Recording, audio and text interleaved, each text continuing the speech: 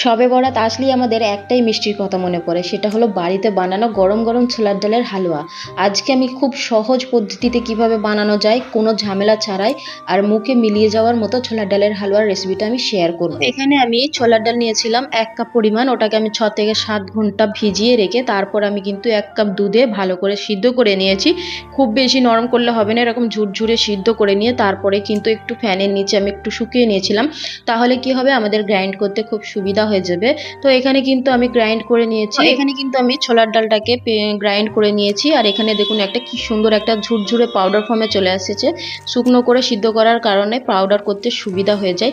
তো এখানে আমি 1/2 কাপের বেশি একটু ঘি নিয়েছি, মেল্ট করে নিয়েছিলাম। তো এখন একটা ননস্টিক প্যানের মধ্যে ঘি দিয়ে অল্প একটু, তারপরে ওই যে আমরা ছোলার ডালের যে পেস্টটা করে রেখেছিলাম সেই পেস্টটা দিয়ে আবারও একটু ঘি দিয়ে খুব ভালো করে আমরা কিন্তু ভেজে নেব। ছোলার ডালের হালুয়ার ক্ষেত্রে কিন্তু ভাজাটাই হচ্ছে সব থেকে বেশি মেন। খুব সময় ধরে কিন্তু হালুয়া, যে কোনো হালুয়াই কিন্তু খুব সময় ধরে ভাজতে হয়, তবেই কিন্তু হালুয়ার টেস্টটা খেতে ভীষণ ভালো লাগে।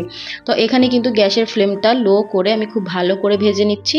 তো এখন কিন্তু আমি বাকি ঘিটুকুও দিয়ে দেবো, দিয়ে আমি কিন্তু আবারও 5 থেকে 7 মিনিট খুব ভালো করে ভেজে নেব। আপনারা চাইলে এতটা ঘি কিন্তু নাও দিতে পারেন, এর অর্ধেকটা দিয়েও কিন্তু তৈরি করা যায়। আমি কিন্তু একটু বেশি ঘি ব্যবহার করেছি। তো এটাকে খুব ভালো করে ভেজে নিয়েছি। এখন এর মধ্যে অ্যাড করে দেবো 2 থেকে 3 টেবিল চামচ মতো গুঁড়ো দুধ। এটা কিন্তু পুরোপুরি অপশনাল, আমি কিন্তু যখন অল্প কোনো হালুয়া বানাই তার মধ্যে আমি কিন্তু গুঁড়ো দুধ অ্যাড করি।